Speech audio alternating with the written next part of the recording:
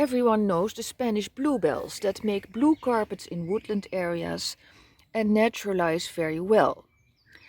They also make good cut flowers, as you can see in this small spring bouquet, which also features a white ornamental onion in the middle.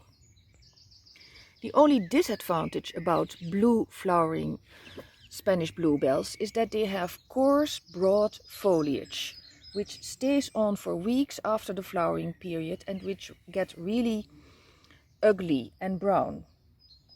But this bluebell has a little sister that hardly anybody knows and that's worth trying.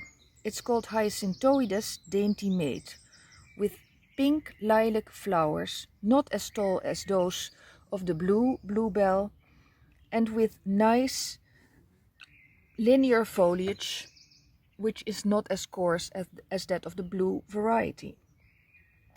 It needs a not too dry site and grows preferably in dappled shade, where it's not too warm and where the pinkish color will really stand out nicely.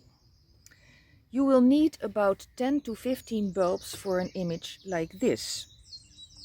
They do naturalize very well too, and they're deer and rodent resistant, and they reach a height of about 15 centimeters.